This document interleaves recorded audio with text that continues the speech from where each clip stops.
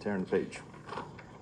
Was Jesus crucified? Another biggie, because this is at the very foundation of everything we believe. We've got to answer that question. See, most of us have been told to zero in on the resurrection, because when you're talking to atheists and Jews, you've got to talk about the resurrection.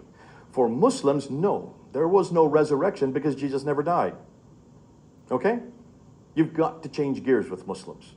So you've got to take on the crucifixion, and the crucifixion is denied in chapter 4, verse 157.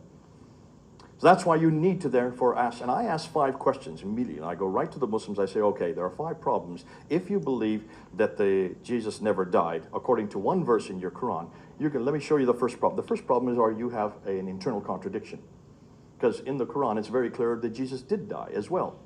In chapter 19, verse 33, Jesus himself claims, blessed be me the day I was born, the day I die, and the day I rise again. So he's claiming that he died. And he's claiming it as a child. So when they say, no, that's the future tense, of course, he's a child. He's going to die. He's yet to die. Okay? You can throw that back at them.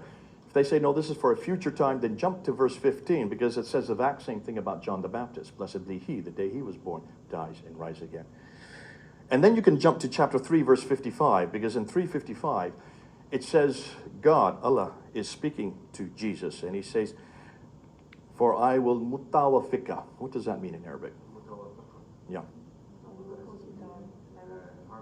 I will cause you to die. I will put you to death. I will cause you to die. Now be careful, because in your English translations, all the translations is I will put you to sleep, or they just don't even translate it.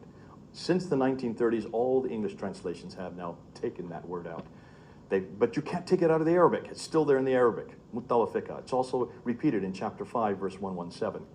So there is an internal contradiction. You have chapter 19, verse 33. You have chapter 3, verse 55. You have chapter 5, verse 117 that contradict chapter 4, verse 157. Let the Muslims deal with it. Thank God we don't have that contradiction. Number 2, you've got a theological contradiction. Because in chapter 6, verse 164, in chapter 53, verse 38, it says very clearly that nobody can take on the guilt of another. So what was that man? If Jesus didn't die, someone did die on the cross. Another man took his place. What was that man taking his place? That's a theological contradiction.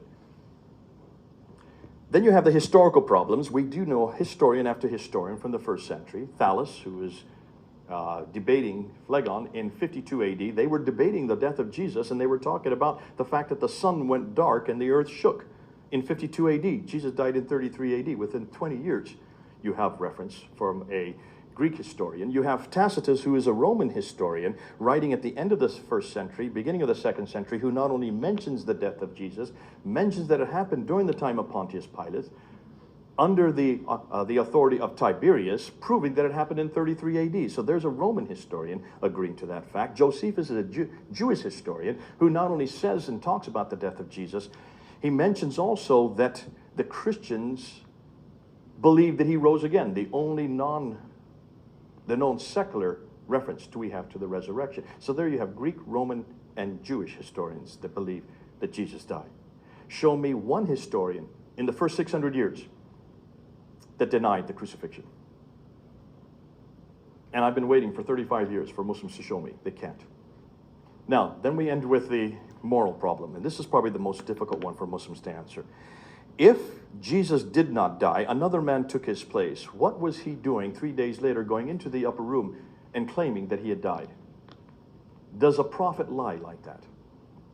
And a week later, when Thomas comes and actually questions him, he shows the holes in his hands and his feet. What kind of prophet lies like that? What kind of God would send this man, another man, to his death, put the image of this man on another man, and send that man to his death, and then not tell anybody for 600 years? And then 600 years say, oh, let me tell this man over here in Arabia who can't even read and write the real story. Is that the kind of God we have?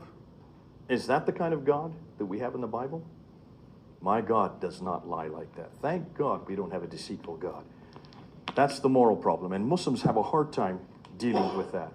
Number 7, which is the religion of peace?